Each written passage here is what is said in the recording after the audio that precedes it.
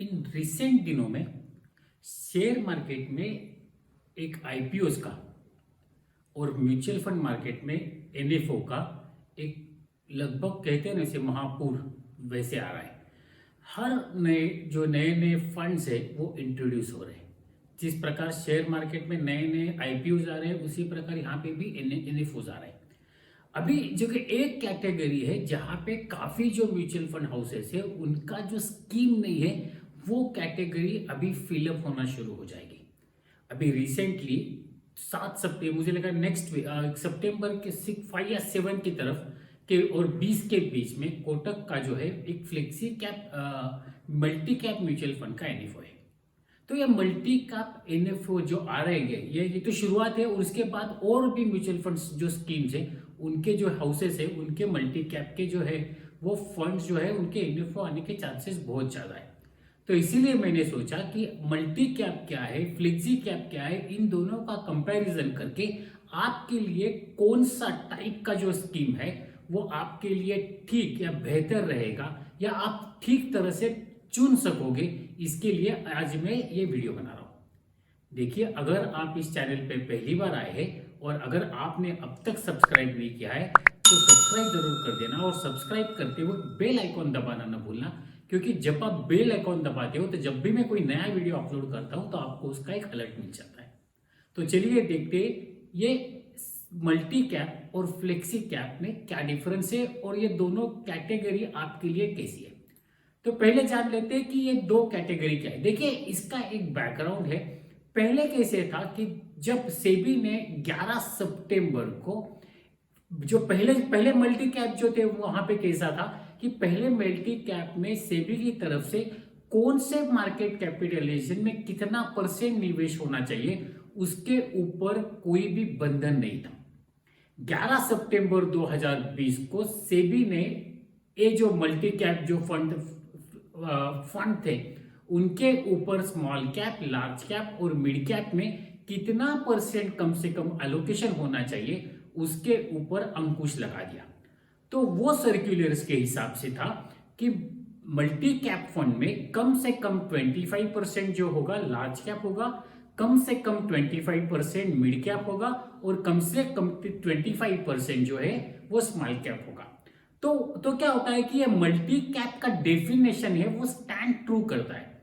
उस वक्त क्या हो रहा था कि जो काफी जो मल्टी कैप फंड्स थे वो स्क्यूड थे towards a large cap fund. उसमें 18 का कुछ फंड में तो 80 या 90% का निवेश जो था वो लार्ज कैप कंपनीज में ही था।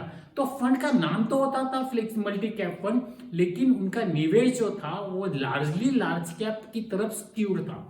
तो ये सर्कुलर बनने के बाद एक बंधन आ गया मल्टी कैप फंड के ऊपर कि उनको कम से कम 25% लार्ज कैप में, 25% कम से कम मिड कैप में और कम से कम 25% जो है स्मॉल कैप में निवेश करना जरूरी है। तो बचे जो 25% है वो पूरा के पूरा लार्ज कैप में कर सकते, मिड कैप में कर सकते या फिर स्मॉल कैप में कर सकते या फिर डेब्ट इंस्ट्रूमेंट में कर सकते थे। तो इन फंड जो थे मल्टी कैप फंड, इन लोगों को ये जो असेट एलोकेशन है वो असेट एलोकेशन करने के लिए 31 दिसंबर 2020 तक की जो अवधि थी वो दी गई थी। उसके बाद फ्लेक्सी कैप फंड की कैटेगरी सेबी ने नवंबर 2020 में इंट्रोड्यूस की।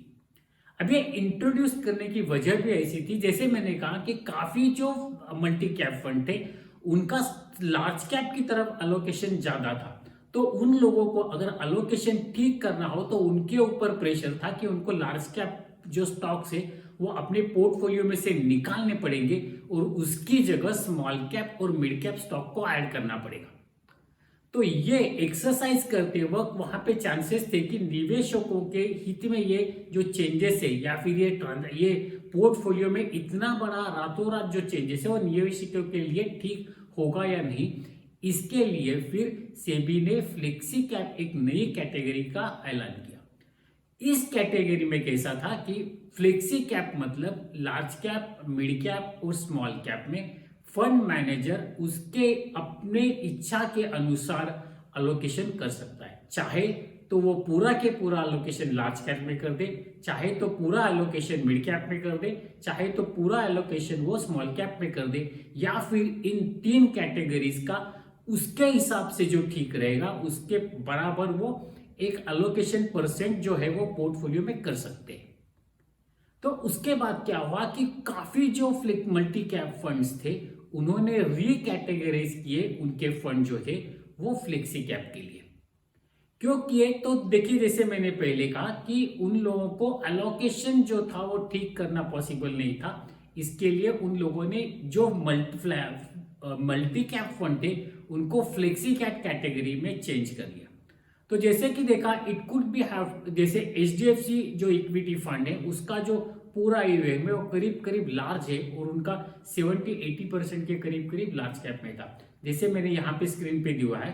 तो ये जो एलोकेशन था, ये एलोकेशन की कैटेगरी के हिसाब से वो चेंज करना इतना आसान नहीं था, इसीलिए काफी, इनफैक्ट मैं कहूंगा कि 80% फंड हाउसेस ने उनके जो मल्टी कैप फंड थे उन फंड को रीकैटेगराइज कर दिया फ्लेक्सी कैप फंड में। तो ऑटोमेटिकली क्या हो गया, जैसे मैंने ये वीडियो के शुरू में कहा है कि उनके पास जो मल्टी कैप फंड थे उनको रीकैटेगराइज कर दिया उन्होंने फ्लेक्सी कैप फंड में। जो उनकी जो मल्टी कैप कैटेगरी है वो कैटेगरी वहां पे उनको NFO लॉन्च करने के लिए अभी अवेलेबल हो गई। अभी हम लोग देखते हैं कि मल्टी कैप और फ्लेक्सी कैप में डिफरेंस क्या है। तो मल्टी कैप फंड में क्या है कि उनको जो है कम से कम 75% जो है वो उनको निवेश करना है इक्विटी और इक्विटी रिलेटेड इंस्ट्रूमेंट में। फ्लेक्सी कैप में उन लोगों के ऊपर बंधन है कम से कम 65% जो है वो इक्विटी या इक्विटी रिलेटेड में करना है। यहां पे एक बात पे ख्याल रखना, मैं कम से कम कह रहा हूं, ज्यादा से ज्यादा नहीं कह रहा हूं, कंफ्यूज मत होना। दूसरा जो कंस्ट्रेंट था वो कंस्ट्रेंट क्या है कि मिनिमम इन्वेस्टमेंट इन इक्विटी जो था लार्ज कैप में एलोकेशन जा वो लार्ज कैप में 25%, मिड कैप में 25% और कम से कम स्मॉल कैप में 25% करना जरूरी है। वही ये जो बंधन है, ये फ्लेक्सी कैप फंड के ऊपर ये बंधन है, वो चाहे तो किसी भी कैटेगरी या कैपिटलिज्म के हिसाब से कि लार्ज कैप, स्मॉल कैप और मिड कैप में निवेश कर सकते हैं। देखिए, अभी हम लोग, आपके दिमाग में सवाल आया होगा कि कौन से प्रकार का फंड आपके, देखिए मोटा मोटा अगर देखा जाए ये दोनों कैटेगरीज में आपको लार्ज कैप, मिड कैप और स्मॉल कैप का ये जो मिक्सचर है ये दोनों कैटेगरीज में आपको देखने मिलेगा।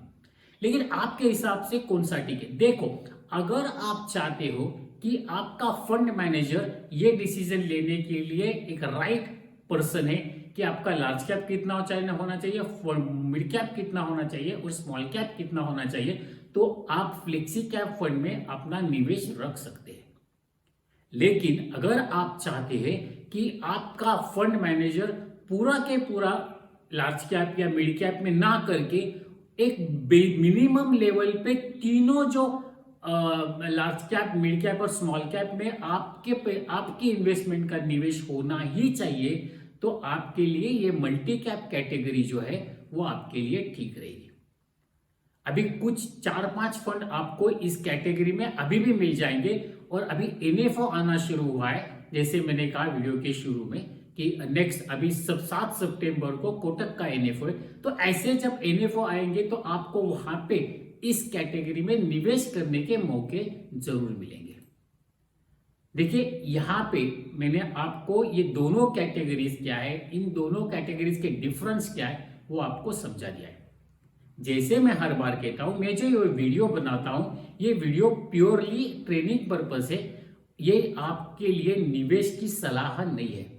तो जब भी आप निवेश करो, आप अपने इन्वेस्टमेंट एडवाइजर या म्यूचुअल फंड डिस्ट्रीब्यूटर से बात करके ही निवेश करना। अगर आपको ये वीडियो अच्छे लगते हो और अगर आपने अब तक सब्सक्राइब नहीं किया है तो सब्सक्राइब जरूर कर देना। सब्सक्राइब करते वक्त बेल आइकॉन दबाना ना भूलना, क्योंकि जब भी आप बेल आइकॉन दबाते हो तो मैं नया वीडियो अपलोड करता हूं तो आपको उसका एक अलर्ट मिल जाता है। Thank you very much.